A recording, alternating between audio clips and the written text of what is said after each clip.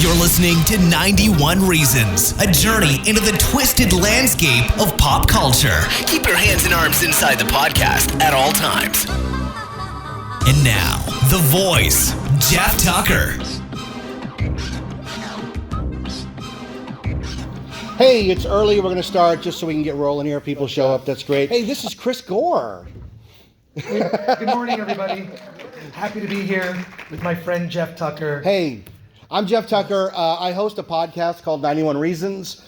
I have written a book about Back to the Future. It's called Your Friend in Time, How Back to the Future Changed My Life. In 1985, I saw the movie and it changed my life. Let's introduce Chris here. Chris Gore was born in Detroit, based in LA, Pasadena actually. Filmmaker, the publisher of Film Threat, and the producer of the indie film event Award This. He is currently making Attack of the Doc, a documentary about G4 TV and Attack of the Show, coming in 2022. Nice.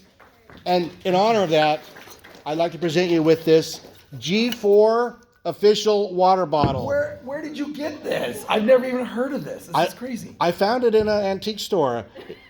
So I hope you didn't spend over $1 for it. it was in a little antique store. Thank you, Jeff. Yeah, right across That's from the awesome. Hill Valley Courthouse Mall. So Oh my God, this is great. That's awesome. everybody, just can you hear the ooh, ooh, the little G4 net noise? Can you do that noise?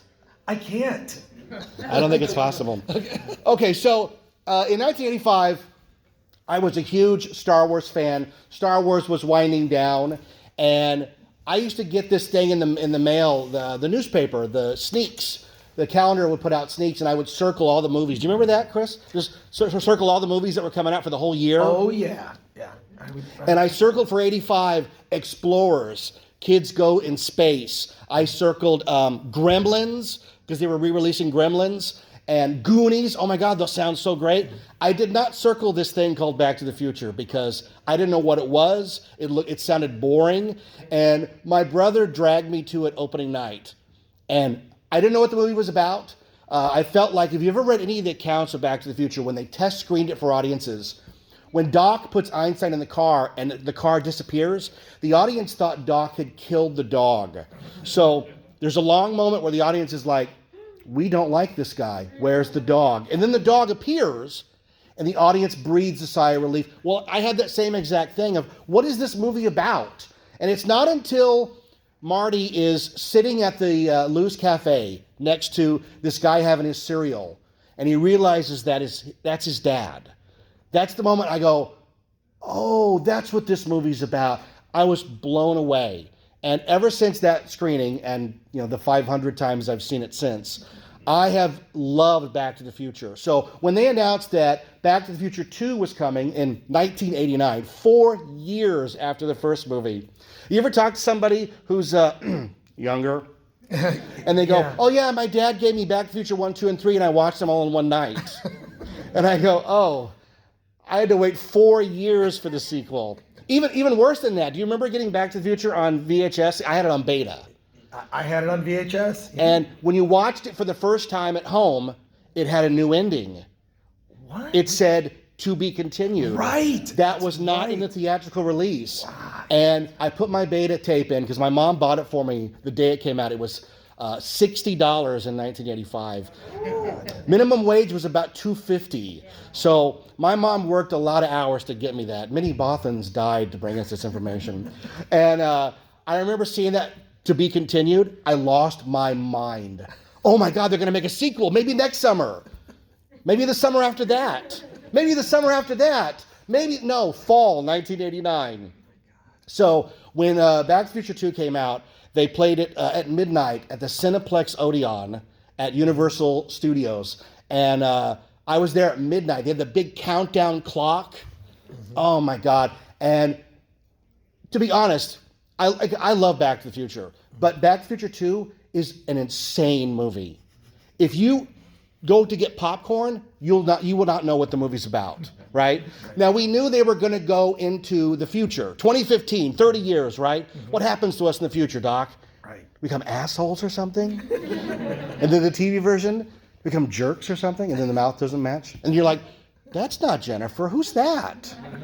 They switched Jennifers on us. That's right. But they go into the future, and I had been waiting 4 years for their vision of the future. Mm-hmm. And what did you think the first time you saw Back to the Future 2 and this moment? Because there's that moment where Marty's got his hat on, right? He's got the self-lacing shoes, badass. Mm-hmm. The self-fitting jacket, badass. Mm-hmm. The hat, he's a spitting image of his younger son. And he goes out into the square, and then what happens? What do you think? I just thought it was crazy, and like it's weird actually. Just like it was so innovative and creative, and just that thing where there's like that 3D Jaws that comes from the theater. Yeah. I mean, like with augmented reality, that's kind of real now, right? So I don't know. I thought it was awesome. It's weird, and like. Here we've passed that date, right? Yeah, I know. Past the date. The future is the past. Yeah, exactly. So, I don't know. There's something about it, like, and this is the thing I fear about Back to the Future, as every single thing gets remade, right? That they'll remake it, and it'll be terrible, because none of the reboots really have been satisfying. They've tried to reboot Terminator 4 times, and So, but that first, like. This is what also is disappointing to me, because Back to the Future is not based on a comic book. It's not based on a book. It's not an old TV show. It's a completely original thing that somebody wrote. And it's rare these days that actually makes it to the theater. I mean, the only person who's really capable of doing that these days is Christopher Nolan, and then you need the closed captions to understand what the heck's going on with all his movies. I felt like I'd been hit in the head during Tenet. Yeah, one of the worst cinematic experiences I've ever had. I was just like, what is it? Whatever. Somebody said you had to watch it again. I said, I'd rather eat glass. Yeah. I would never sit through that movie But again. the thing that impressed me about Back to the Future was I just didn't know how it was going to solve itself. When you got to the ending and it's kind of this cliffhanger and you're like, what? Yeah. How does this resolve? So at least the wait was not between 2 and 3. It was not. No, it was only. It came out in May, so right. 7 months, 6 months. Yeah. Which that was really cool that they planned it out that way. But yeah, I it's such a classic, and Hollywood is really good at ruining that. So this is my fear. On my podcast, I reviewed the Ghostbusters redo because, I was at Coffee Bean and Tea Leaf yesterday. This is going to sound crazy. And I got a blended drink, and it tasted horrible. So my wife's laughing at me because I drove around for a while, and I'm like, this is terrible. I should just go buy a new one. But it's $5, right? So I went and bought a new one, and I was angry the whole time. People do that with Terminator, $200 million. They're like, this one sucks. Let's do it again. $200 million? Sure. Did it kill John Connor? Why not? So on the show, when I talked about Ghostbusters, at the end I said, this is what we're racing towards. And Back to the Future is the crown jewel of the 80s. And it's the only one that's never been touched. It can't be touched until Zemeckis and Gale have passed on. So we're kind of okay until that happens, and then they're going to remake it. They're going to remake it. And it'll be with a strong female lead named Mandy McFly. But if Mandy... And it'll be a really uncomfortable scene when she meets her dad. Yeah. And he's like... Really uncomfortable. Think about it or don't think about it. I was wondering, Mandy, if you could ask me to the Enchantment of the Sea dance on Saturday. Oh, my God. Oh, my God. What would be the mom's name? Lane? Is it Lane going to ask you? Who knows? Yeah. We just know that, whatever Hollywood does with the inevitable Back to the Future reboot, it's going to be terrible. Well, here's what I said on my show. The reboot is going to be like Ghostbusters, where it's not a straight remake, it's this side thing, because Ghostbusters is... I called it like going to Ghostbusters church, because everything in the movie is like, this is a thing from Ghostbusters. And they're going to do that again. They're going to go like, do you remember the flux capacitor? Dun, dun, right? But I envisioned a sideways reboot where it's about a guy making a guy finds out his mom and dad met on the set of Back to the Future, like they were making the movie. Oh. and that his dad loved it so much he decided to make a real-time machine. So the kid gets lost back in time during the making of Back to the Future, interrupts his parents' meeting, but he's also the guy who makes it so that Eric Stoltz gets fired, right? And he has all these wacky adventures alongside the making of the movie. So you get to see all those great scenes, but it's Christopher Lloyd and Michael J. Fox, not Doc Brown and Marty McFly. To me, that's the only way you could do it. Even that, I think, is sacrilegious. I actually think that's a good idea, Jeff. Why aren't you doing it? It's not like a direct reboot. No, why would you do that? It's perfect. Right. Here's the thing Hollywood can't figure out. It's okay to admit that you got it right the first time. You know, Superman, Christopher Reeve, right? Back to the Future. There's a few movies that are just perfect, warts and all, right? Yeah. Okay, so I love talking back, as you can tell, I love talking Back to the Future. So I made a list of some of the things from Back to the Future 2 that they predicted and whether or not they came true or not, okay? Something I need to mention, in the years you were waiting for part 1 and 2, they did do a film with Doc Brown going to Universal Studios Florida from 1987 to 1990 to show, this is what Universal Studios Florida is going to be like. You haven't seen that film? This is like the internet commenting in real time. But thank you for your comment. I appreciate it. But it is. It's like the internet comment section. I didn't know that. That's pretty interesting. Yeah? Yeah, you're talking about Ghostbusters. Which one are you talking about? The old girl one, or are you talking about the Afterlife or Ghostbusters 2? I was talking about Ghostbusters Afterlife, where you spend 2 hours out in the middle of nowhere with people who have never heard of Ghostbusters. And then they know about Ghostbusters, and then they do the Ghostbusters thing, and then the Ghostbusters show up, and then Egon shows up. I don't want to spoil the movie. I don't want to spoil it. I can't spoil it. I listened to 91 Reasons, which is a great podcast, whether it's on YouTube or, it's on all the listenable platforms, but I have not heard it yet, and I don't want to spoil it. Oh, I can't wait, Jeff. I don't want to spoil it. Okay, so the main one, obviously, from Back to the Future 2 is flying cars. We were promised flying cars. Flying cars were even in the original script for Back to the Future 1. They featured, you ever seen that, the scene from Indiana Jones where he's in the boomtown and the bomb goes off? That's all from the original Back to the Future script. And when Marty got back to 1985, everything was futuristic, and Doc Brown shows up in a 1950s flying car. So the Zemeckis and Gale always had flying cars on the brain. And we've seen, I think in Dubai, they're going to have drone taxis that you can, go to the top of a building, get into a drone taxi, and hopefully get to the next building over. If you've ever been in an Uber, which we've all been in an Uber, would you like an Uber that goes in the sky? No, I would not. Want to tip your Uber driver as you're flaming to the earth, right? What do you think, flying cars? Do you trust flying cars at all? I would not. I would want that technology to be around for a while before, Before you get in one. Yeah, exactly. Yeah. Let some other people test it. I had dinner one time with a person who had their own plane, and they were talking about how they just got back from Vegas. It was a little tiny plane, and I said, so basically, you have a friend who has a really cool SUV that goes in the sky. No thanks. Okay, we were just talking about this in the lobby out there. Hoverboards.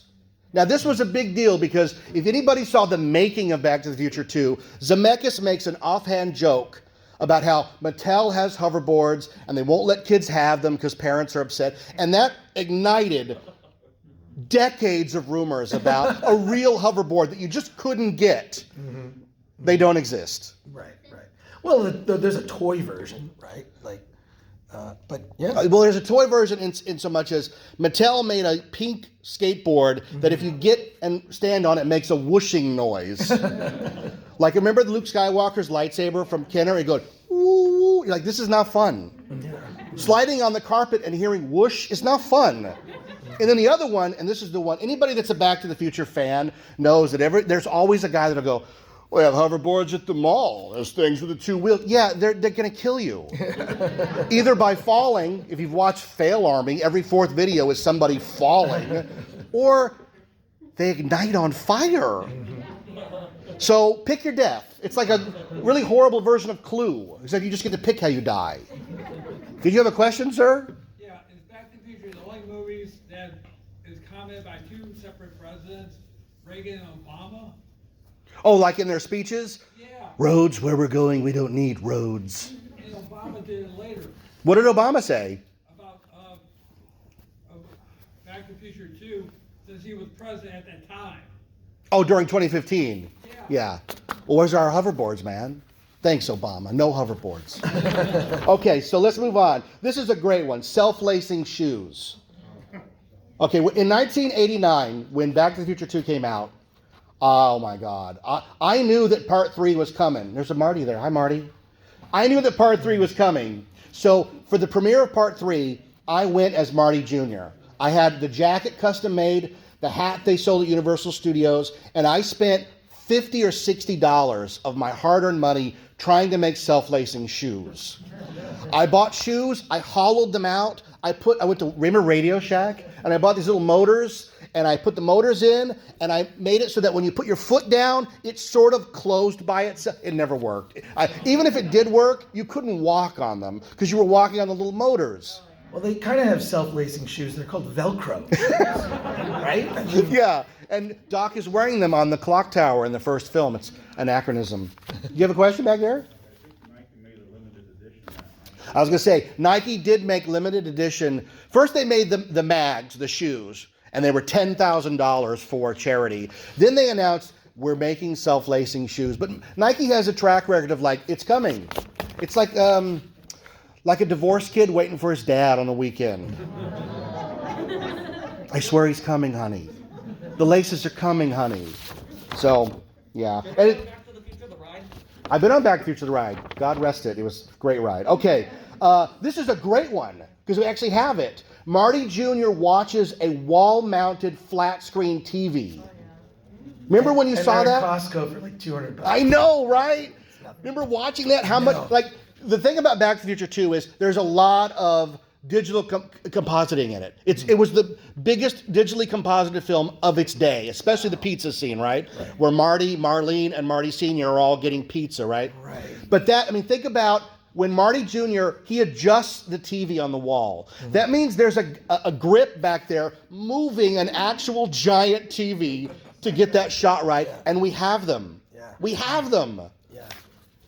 So check one. We got one. We got one. Yes. Now we also have those rolling TVs that they just started advertising that are The- actual TVs. Like the screen? I still haven't figured out how those work. Yeah, well, That's crazy. we also have folding phones, but I'm not buying one of those till like 1 million people decide it works. Okay, so also predicted in that same sequence is Marty gets a call from his friend Needles on a Zoom call, basically. And remember, we all thought, oh, that'll never happen. I'm never going to have to get dolled up for a phone call. And yet we have that. And we can do it on our phones. Yes.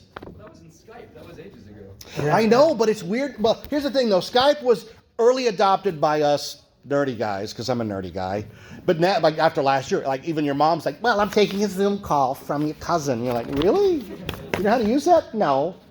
Let me help you, Mom. Okay. This one's a great one. We were just talking about that. The Scenery Channel. You're tuned to the Scenery Channel. Remember when they go in the house? Now wait a sec. I'm obsessed with this. It's on YouTube and it's called, I've heard it called slow TV or ambient, where you can get not just like I love these walking tours or driving tours, and it's just someone walking through the gas lamp in San Diego. And it's just people walking. Or they have like obviously there's Fireplace, because that was like a video in the 80s. They had like Fireplace. But there are all sorts of YouTube channels dedicated to this. Like it's like 8 hours of, thunder, rain, whatever. It's just to relax. I put those on just to have on. I find it really relaxing. But I found these other ones that are like all sorts of sci-fi related ones. There's like Deckard's apartment from Blade Runner, which is awesome. And it's got that sort of ambient noise in his apartment. So yeah, I'm obsessed with these. So this exists, not necessarily as a channel, but a YouTube channel for sure. You can find almost anything. They literally have like every starship from Star Trek and Star Wars, the ambient sound of being on the Death Star. So that's a real thing. My favorite are I learned about these from my son, because I used to come in and he would have Coffee House on. And I'm like, you could go to a coffee house if you wanted to. No, this is much better because I'm at home with my coffee and I don't have to talk to Or anybody. you can get a terrible coffee bean coffee and sit there and... Ooh, Terminator. So my favorite are the oddly specific ones because he showed me that, like you said, you can be on the bridge of the Enterprise D. Yes. It's awesome, right? Yeah. Or you could be on the Enterprise D during the night shift. Right, yeah. Whatever the hell that means. What's the difference in space, whether it's day or night? Right. Yeah. But it's oddly specific. But I remember, like, Chris and I are almost the same person. I went to the movies every single Friday when I was from 14 on. I would go not even knowing what movie was playing. Let's just go see a movie. I was crazy obsessed because most people, back then wanted to get a car so they could go on dates with girls. Most dudes. And I was just like, I want a car so I can go to the movies whenever I want. And I had arranged my schedule when I was a senior in high school to have to only go half a day to school, and I just saw every movie that was released that day because you could just sort of switch screens. They weren't as militant about it back then, but and then I would go to other theaters and I would see whatever opened in the art house, right, or the indie movies. So I just arranged my schedule. I knew what theaters, and it was like, okay, noon, boom, and I would be out and I would see a midnight movie, and I would have seen everything that opened that weekend. So yeah, I was a crazy person. Roger Rabbit, when you talk about 80s movies, Roger Rabbit. Yeah, well, get ready. They're going to ruin it. They're going to ruin it. Get ready. Hollywood ruins everything. Disney would have already ruined Roger Rabbit if they didn't have to have Spielberg's signature on it, because it's jointly owned. Well, and then, of course, they have to make it not sexy and have to make it all the things that ruin movies today. They've got a checklist of how they're going to totally mess it up. So, yeah. You'd think after 6 of them fail, Right. they might reverse course. Yeah. I don't know. I don't know.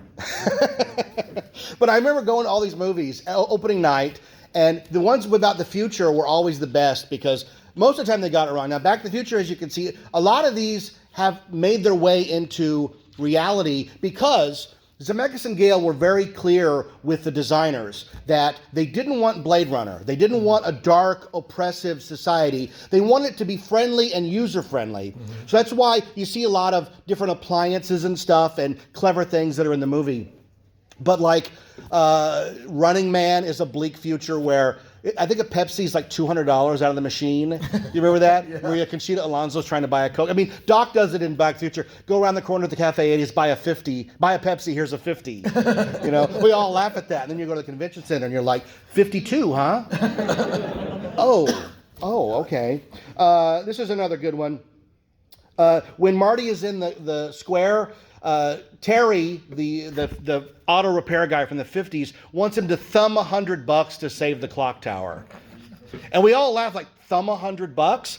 That's a thing now. Apple Pay is basically, because don't you have to put your thumb to get your phone on? Yes, right there, right? Thumb $100 to...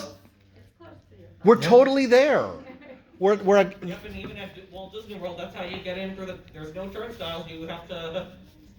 that's crazy, right?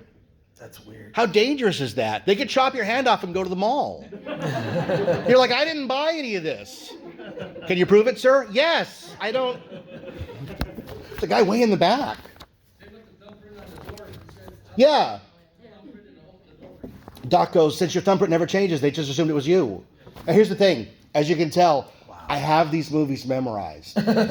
And I always told my kids that I memorized the movies because I had no life.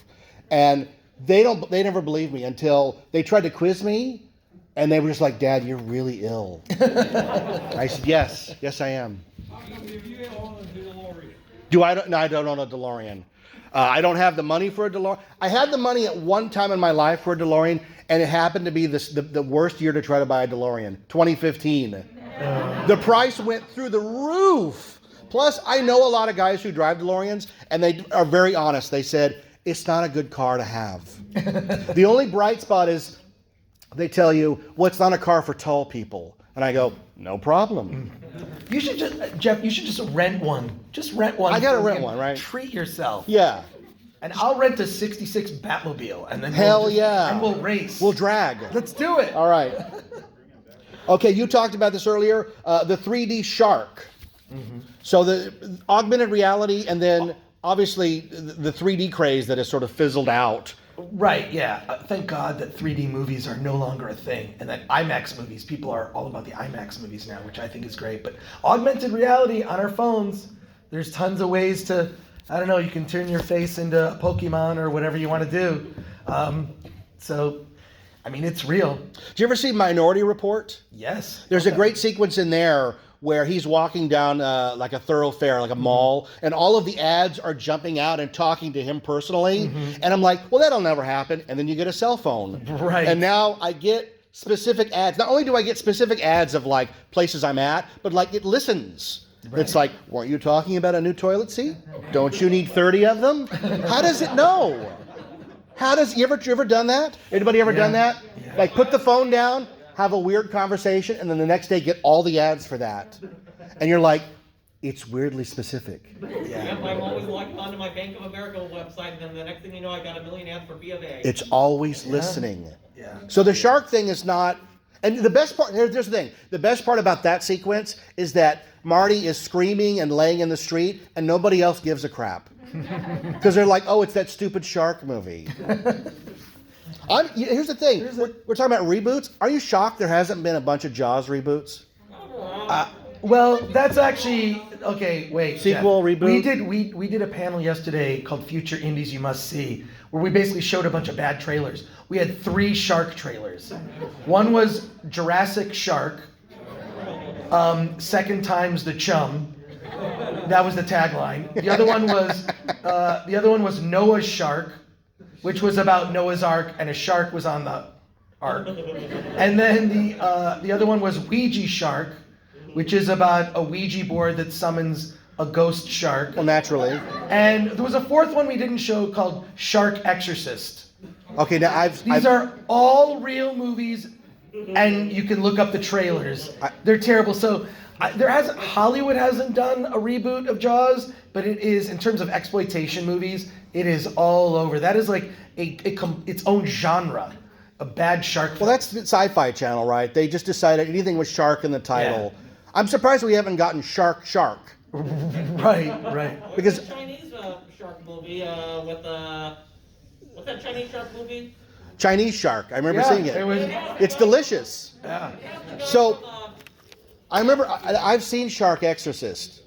Oh, and it's not even a real movie. It's a terrible. Well, the guy's a pervert. He just wants to look at young girls. It's really, don't look up Shark Exorcist. It's terrible. But I remember seeing in the theater Jaws: The Revenge, to which you ask, how does the shark know where the guy's at? Right. It's so ridiculous. Because he follows Michael Caine like all the way across the ocean. Does he just like jump up every few feet? Like there he is. There he is. I have to take a picture of in the back. This is a very interesting. There's something among us. Happening.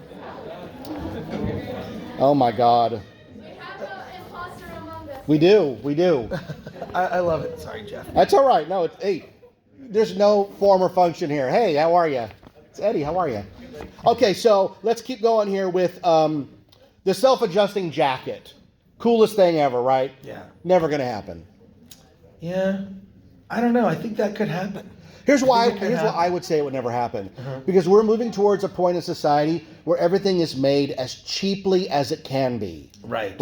Not made to last. Not made to last. Everything's disposable. So the idea that they would give you a jacket that had enough fabric for a person 4 sizes bigger than you, they would never do that. Right. Yeah, it wouldn't happen. As cool as it is, and then it dries itself. Right. Or they make 4 in the entire world and they'd be ridiculous. Yeah, right. Exactly. Yeah. Okay. Hologram Hat. Now this is a great one. Okay, because in 1989, Universal Studios sold a limited run of Marty's hat from the film. I remember because I snuck in the park and bought a hat so I could be Marty Jr., right? Then, in the early 2000s, 2005, 2006, a company got the license and made kind of a hat. Like, you've got a really cool one there, right? But here's the thing. That hat, when I had it as a teenager, was to women kryptonite. If a woman saw me wearing that hat, they would shrink away like, oh God, what a nerd. Shelly, look at this nerd, right? Now, no joke. They sell this hat at Forever 21 to women. No, I couldn't believe it. We were in there and my wife's like, hey, look, it's that hat you like. And I'm like, oh, it's $12. And more important, it's acceptable. Right. When did this happen? No idea. Isn't that great? That's progress to me. Right? Better late than never. Heck yeah. Okay, so this is a great one. There's a lot of really tiny details in Back to the Future 2, and this is one that we have. When Griff destroys the courthouse and gets arrested, he gets his picture taken for the USA Today, which is hardly around anymore, but it's a drone photographer that takes the picture, and we actually have those. Yeah. Now, you're an indie And they're filmmaker. cheap. They're cheap, too. Yeah, you're an indie filmmaker. Yes. What did it take back in the day to get a dolly shot that high in the sky? Well, it was a huge pain in the ass. I mean, you had to like build a whole, you had to get a crane and it was hassle. But like with drone shots, I mean, you see like small indie movies that have like spectacular drone footage because they're so cheap. Isn't that amazing? It's weird. It's That's awesome. totally amazing to me. Yeah. I love that. Not that many Christmases ago, my wife bought me a remote control helicopter, which I thought was the coolest thing ever. I was flying it around the house and then into people's hair and then it destroyed itself. But it was like $65. Oh and now a drone at the swap meet's like, look, we'll give you $3 if you take this drone. Really? So, Griff, there's a drone in the movie. It's really cool. Okay, this is another great one in the movie. When Marty Sr. comes home, well, when Jennifer comes home, but mostly when Marty comes home, the house talks to him.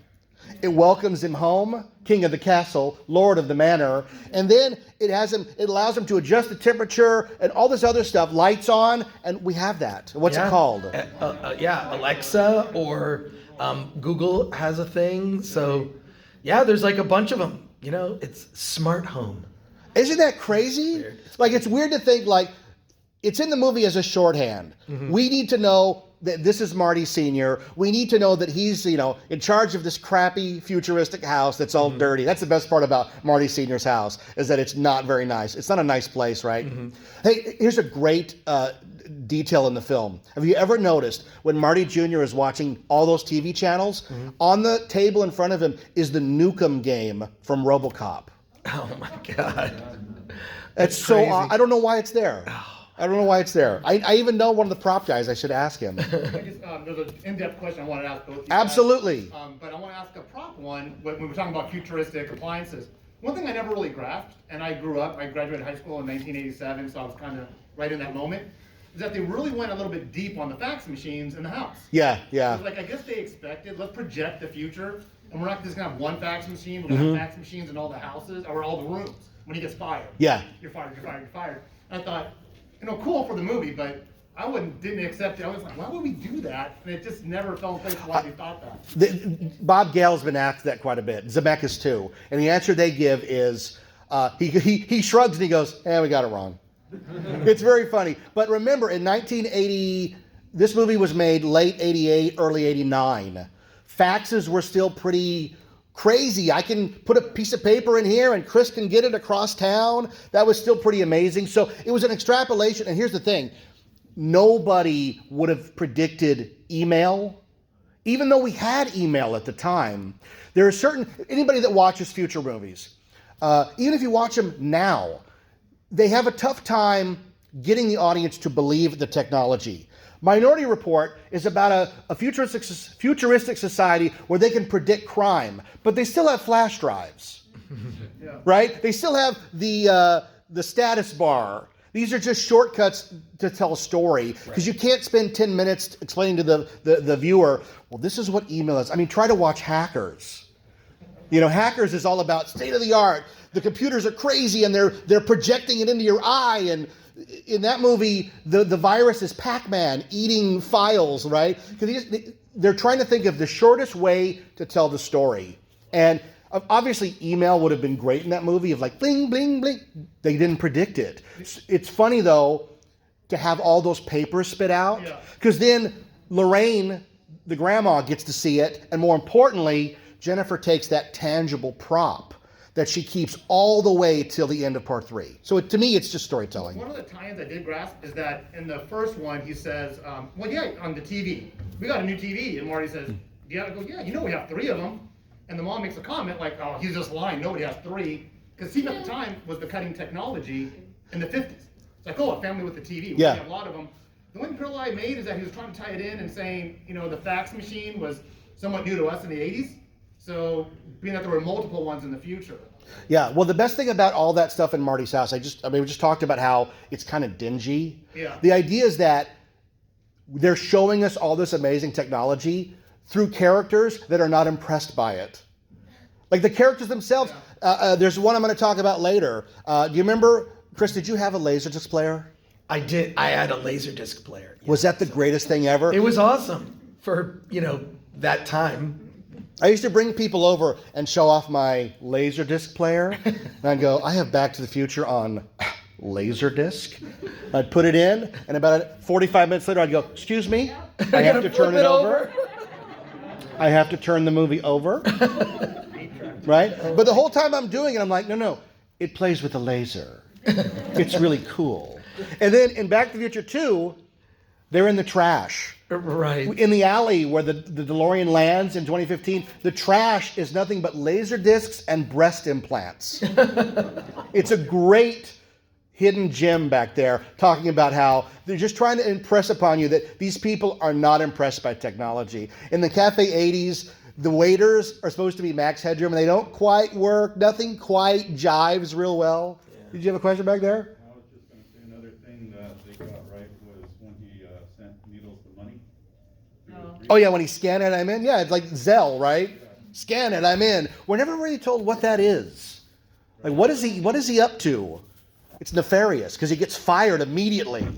They also have an ad for Surf Vietnam in that alley scene where the... Yeah, that's on my paper. Surf Vietnam was not really a thing back then, and it is today, right? The other thing that they do that's interesting is when he's on the phone call with both Needles and Fujitsu, it's telling him everything about them.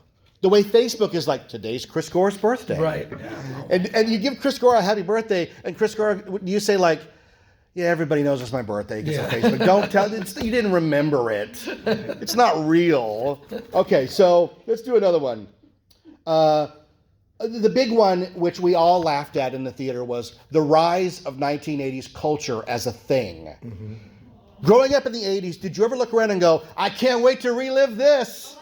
What's weird is it's a thing now. Oh, it's totally a thing. Yeah. I think the 80s, and you see maybe kind of they're trying to make the 90s that. It's not going to happen. I just don't think the 90s has the, I don't know, it's not as fun as the 80s. Here's the only thing I can equate it to. Mm-hmm. When you do the 80s homage, you get all new people, and then you have the 80s people sort of there, and it's like, oh, there they are. Like Bill and Ted, like it's about their kids, but there's Bill and Ted, and they're kind of in the movie. That's great. When you do the 90s stuff, those people are still around. And let me tell you, Saved by the Bell, they look 100. Have you seen the Saved by the Bell reboot? Yeah. Holy moly. Yeah. They're still like hanging out in the high school, and you're like, I'm going to call the police. Okay, but there is an 80s club around the corner from my house, and I never thought that would be a thing.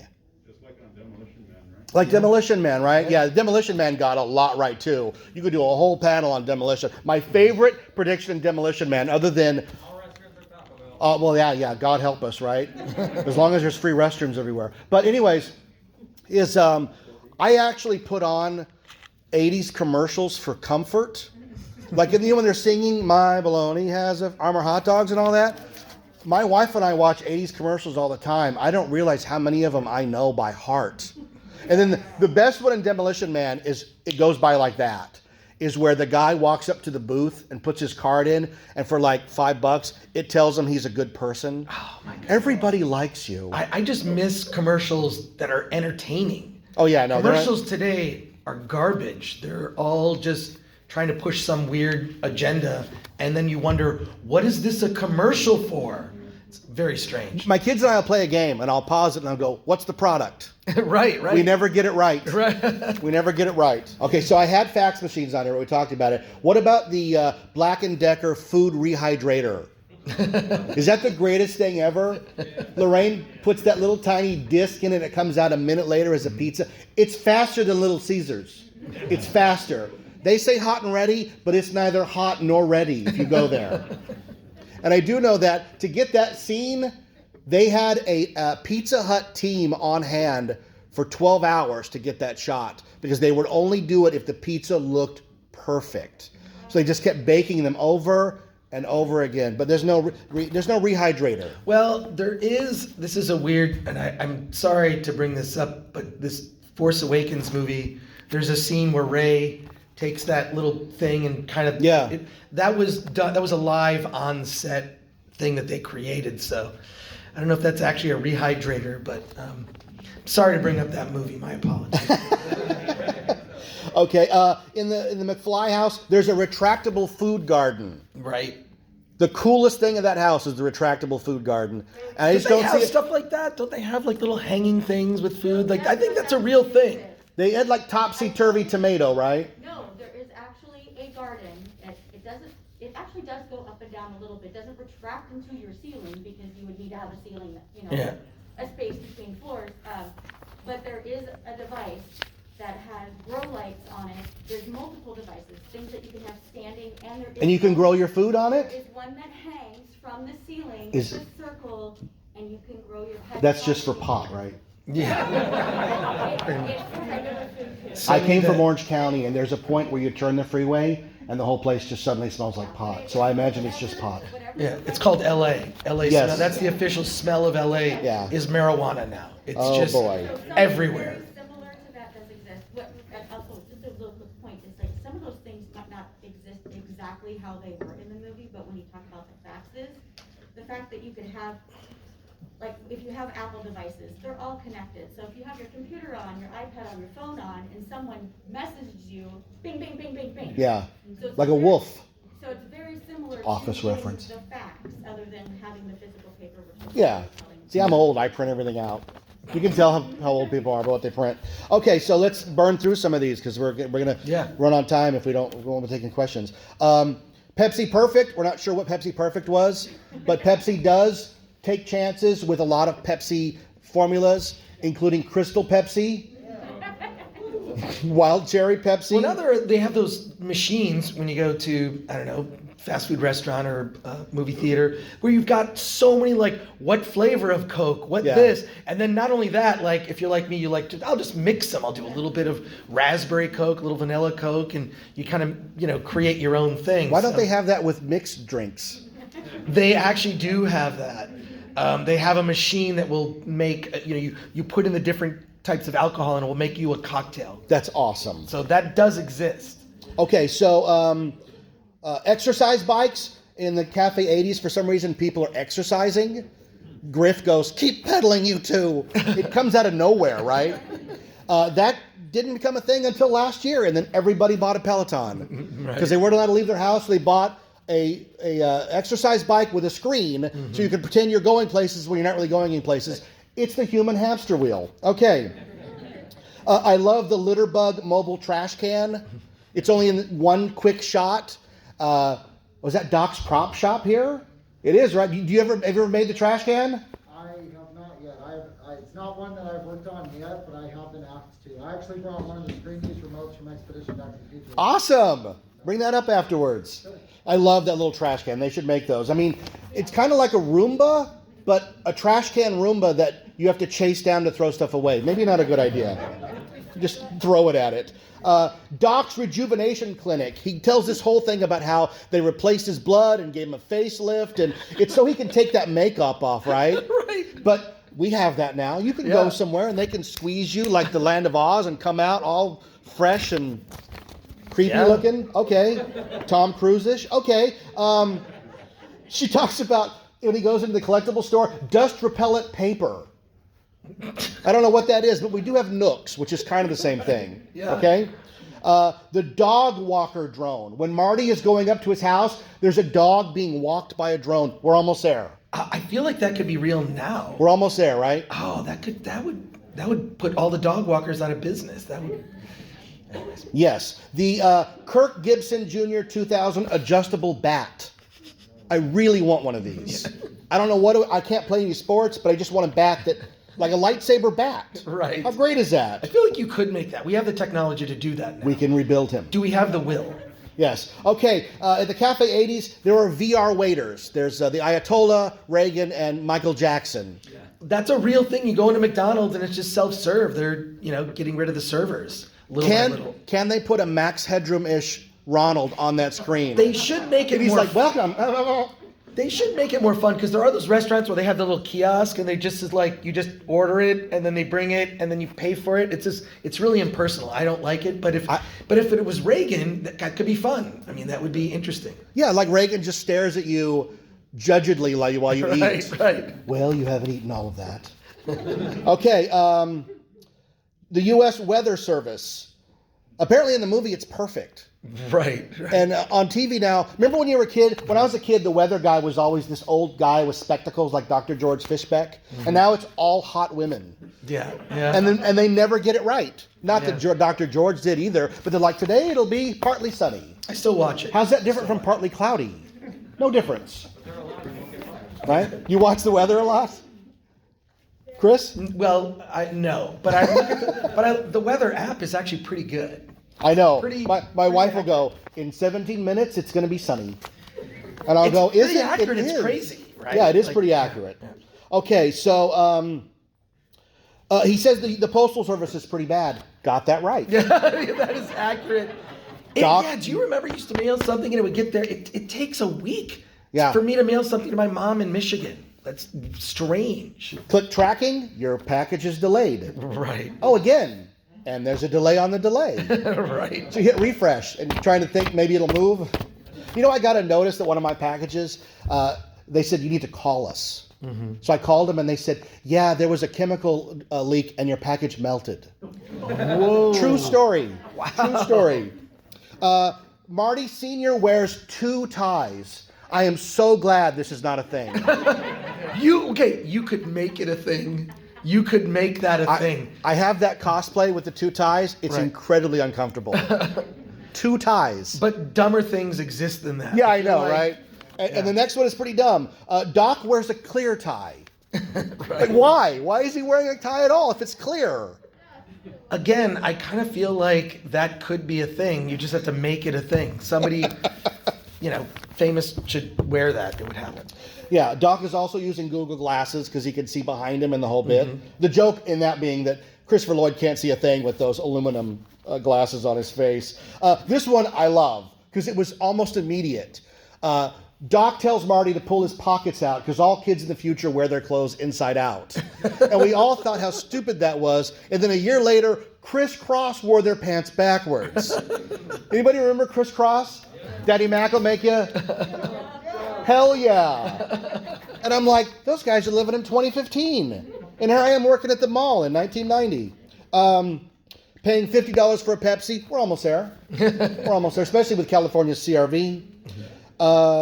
This one's a good one. When Marty looks up, he can see a billboard for the hover conversion and the Cubs winning the World Series on what is basically an LCD billboard.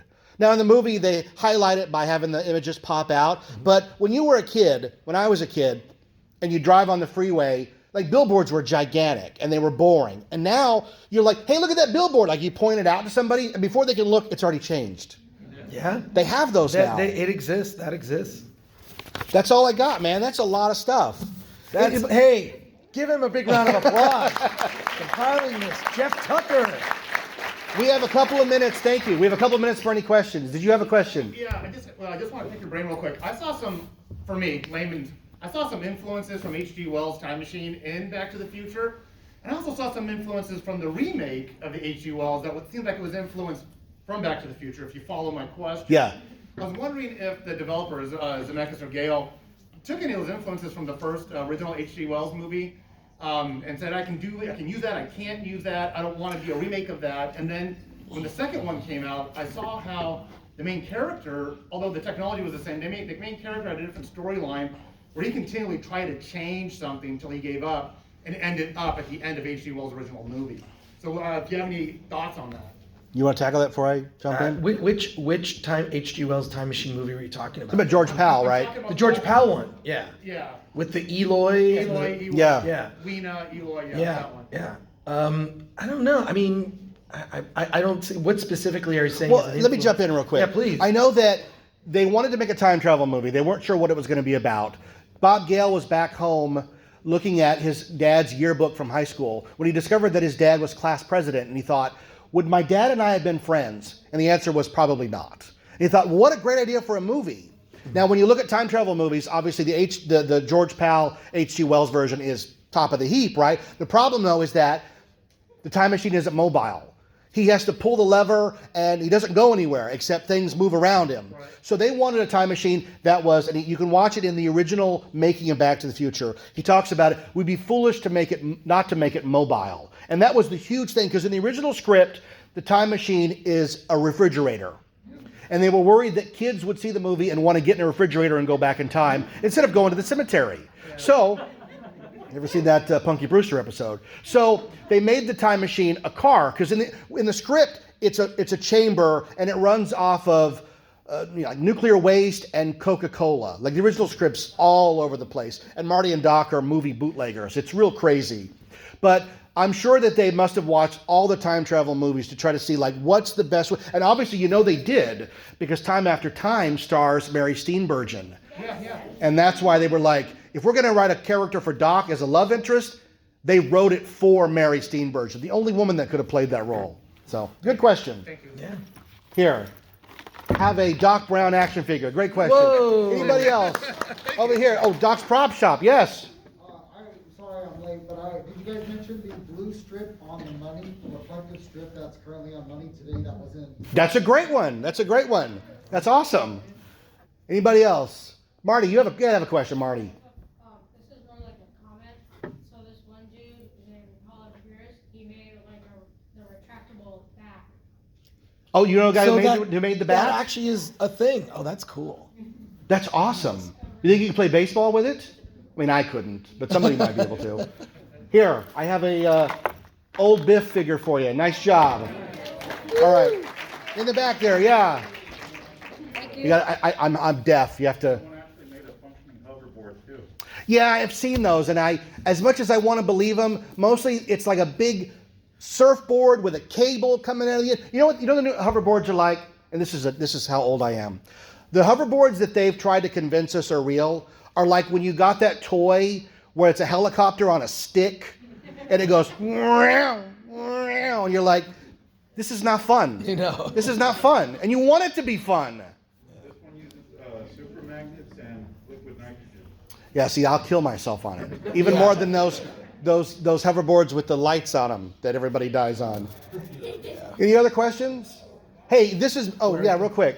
I feel like the only way that hoverboards could actually become a thing would be for all streets everywhere to become magnetic and everything. Put the strip in the street, right? Right. Yeah. Then I actually backed something a while ago that was called a Hendo hoverboard, where they gave you this metal strip, and you were supposed to design your own little thing, and then it would hover over it. But that's, I feel like, the only way that would ever become a thing. You got to have that infrastructure, right?